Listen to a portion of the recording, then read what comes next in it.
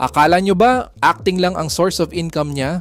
Sa unang tingin, si RC Munoz ay parang typical celebrity na mahilig mag-travel at mag-enjoy sa life. Pero kapag sinilip mo ang mundo niya sa likod ng camera, ibang level ang marites curiosity mo. Kasi hindi lang ito tungkol sa sweldo sa teleserye o pelikula. Ito ay tungkol sa isang obsession na umaabot sa milyon. Yes, milyon. Kung mapapanood mo ang ilang clips niya sa mga international trips, lalo na sa Disneyland sa Paris, Tokyo at Los Angeles, mapapansin mo agad, hindi ito simpleng fangirl moment. This is a collector's playground. At dito papasok ang isa sa pinaka-hidden wealth niya, ang kanyang Disney at anime collection. Hindi lang basta collection, kundi isang buong kwarto. Oo, may tinatawag siyang Disney Room. At sa loob nito, parang pumasok ka sa isang private museum.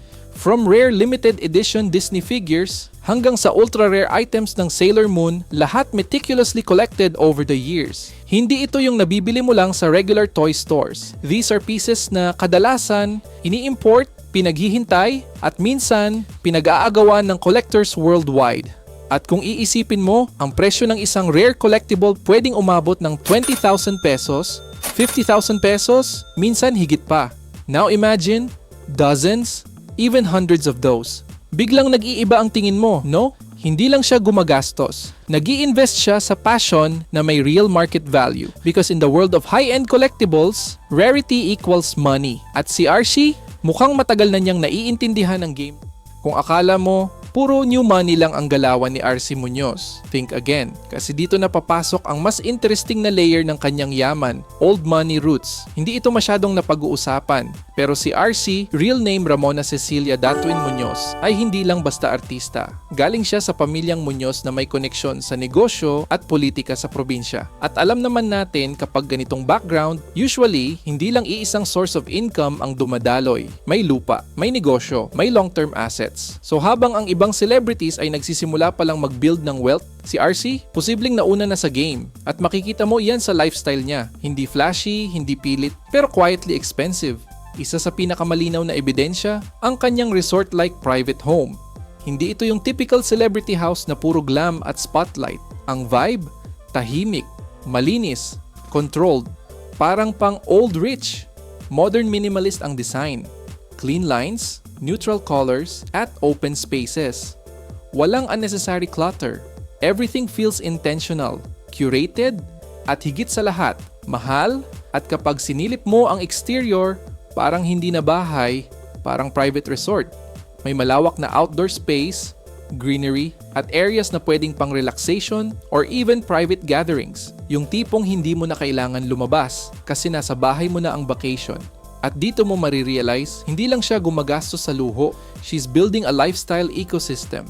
Because properties like this, hindi lang display ng yaman, assets yan. Habang tumatagal, tumataas ang value. At kung pagsasamahin mo ang old money foundation plus new money success sa showbiz, that's where real wealth starts to multiply.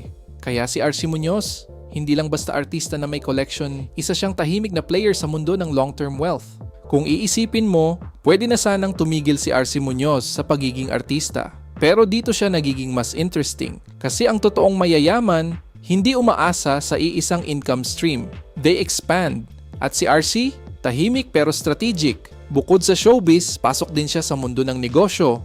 Mula sa food ventures hanggang sa fashion collaborations. Hindi man niya ino-overhype sa social media, pero ang galawan niya, very low-key investor. Yung tipong hindi mo agad napapansin, pero kumikita. At syempre, hindi mawawala ang isa pang obvious sign ng wealth, cars. Pero hindi ito basta luxury for flex. Ito yung personality niya, nakatranslate sa assets. Isa sa pinaka-iconic niyang sasakyan, ang Jeep Wrangler Rubicon. Hindi ito pang social climb na kotse. This is rugged, powerful at may statement, I don't follow trends. Dagdag mo pa ang mga luxury vans na kadalasang ginagamit ng high-end celebrities.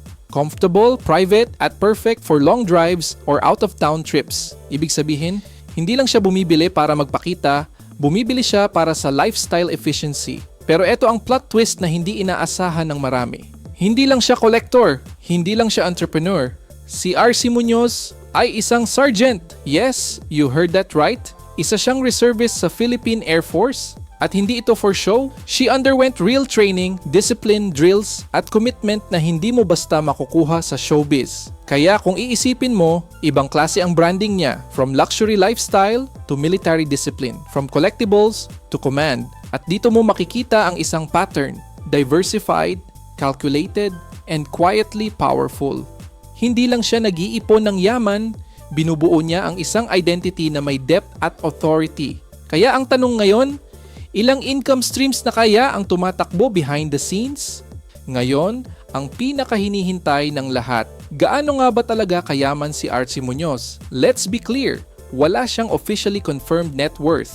Pero base sa kanyang properties, collections, negosyo, at lifestyle, maraming estimates ang naglalagay sa kanya sa range na tens of millions of pesos. Hanggang possible na umabot sa 9-digit wealth. Again, estimated lang ito. Pero ang mas mahalagang tanong, paano niya nagawa? Hindi lang ito dahil sa showbiz. It's her mindset. Hindi siya basta spender, collector siya, hindi siya basta earner, investor siya. At hindi siya umaasa sa iisang source, diversified ang galawan. At para sa maraming kababaihan, si Archie ay simbolo ng isang independent woman na hindi kailangan umasa sa iba para maabot ang luxury lifestyle. She built it, she sustained it, and she owns it. Kaya sa dulo, ang tunay na sikreto ng yaman niya, hindi lang pera, kundi control sa sarili niyang buhay.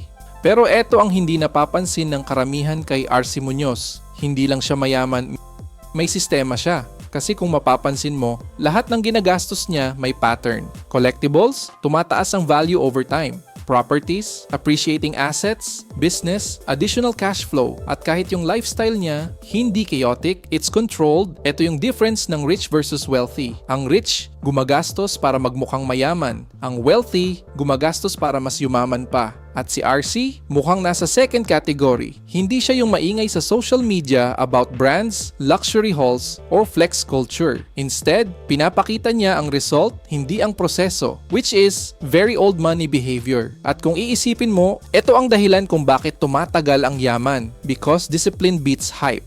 Kaya sa likod ng Disney collections, sa likod ng travel posts, at sa likod ng simpleng lifestyle niya, may isang tahimik na strategy na tumatakbo at yun ang hindi nakikita ng karamihan. Pero eto ang side ng yaman na bihirang pag-usapan, ang cost ng ganitong lifestyle. Kasi ang pagiging katulad ni Archie Muñoz, hindi lang tungkol sa pera, responsibility din. Maintaining a property, may gastos, collecting rare items, kailangan ng maintenance, storage, at protection.